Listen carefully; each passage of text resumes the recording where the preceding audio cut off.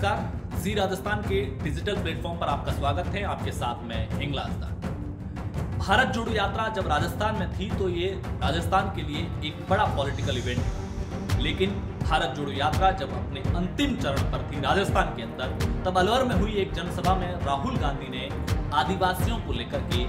कई महत्वपूर्ण बातें कही थी और जिसमें से एक महत्वपूर्ण बात उन्होंने ये भी कही थी कि केंद्र सरकार से, संसद से जिस स्तर पर, जिस रूप में आदिवासियों के हितों में कानून पास हुआ है, उनको आदिवासियों के हितों में उसी गंभीरता के साथ में, उसी रूप में लागू किया जाना चाहिए। इस बयान के मायने निकाले जा रहे हैं। देखिए, जिस तरीके से कांग्रेस ने गुजरात चुनावों के अंदर, जो दक्षिणी गुजरात का इलाका है जहां पर आदिवासी वोटर बड़ी संख्या में हैं, 2017 के गुजरात चुनाव से पहले वहां पर छोटू भाई वसावा ने भारतीय ट्राइबल पार्टी बनाई थी। उस इलाके में 2017 में बीजेपी को बड़ा नुकसान भी हुआ था, लेकिन इस बार गुजरात के, जो दक्षिण गुजरात की 27 आदिवासी बहुल सीटें हैं, वहां पर ज्यादातर सीटों पर जिस तरह से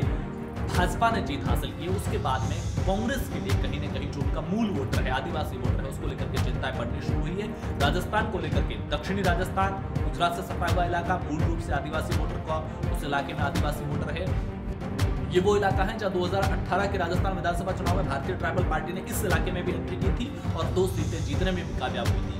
महत्वपूर्ण सवाल वो 2 सीटें नहीं है, उसके बाद जिस तरीके से लोकल बॉडी के इलेक्शन हुए, पंचायती राज के चुनाव हो चाहे नगर निकाय के चुनाव हो, उसमें भारतीय ट्राइबल पार्टी ने जिस तरीके से अपना प्रभाव बढ़ाया है, जिस तरीके से वोट बटोरे हैं, कई जगह पर पंचायत समितियों में बोर्ड बनाने में भारतीय ट्राइबल पार्टी कामयाब हुई है, वो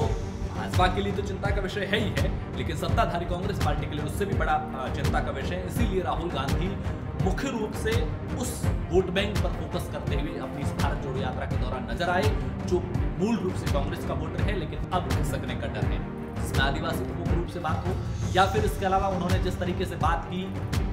भारत जोड़ो यात्रा के दौरान, जो एक रस्सी का घेरा था, उसके पार का जो कार्यकर्ता था, उसके बाहर चलने वाला कार्यकर्ता, यानी कि राहुल गांधी का इस भारत जोड़ो यात्रा का जो एक मोटे तौर पर अनुभव रहा है, वो ये भी रहा है कि जो कांग्रेस का ग्राउंड स्तर का कार्यकर्ता है, उसका मेन स्ट्रीम की पॉलिटिक्स के जो नेता है, उनके साथ में कनेक्शन टूट रहा है, जिसका नुकसान पार्टी को हो रहा है। ऐसे में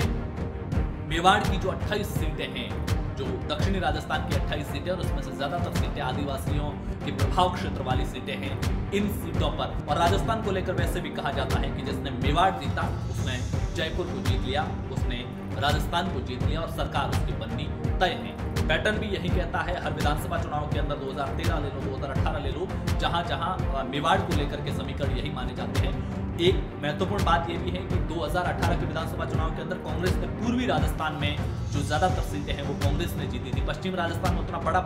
अच्छा प्रदर्शन नहीं रहा था, लेकिन पूर्वी राजस्थान में भाजपा का प्रदर्शन खराब रहा, कांग्रेस उसके मुकाबले अच्छी सीटें जीतने में कामयाब हुई, जिसमें मीणा वोट बैंक जो मुख्य रूप से है, उसमें कांग्रेस को काफी अच्छा फायदा मिला। पूर्वी राजस्थान का इलाका मीणा और गुर्जर बहुल इलाका है। चूंकि सचिन पायलट पीसीसी चीफ थे, इसलिए बड़ी तादाद में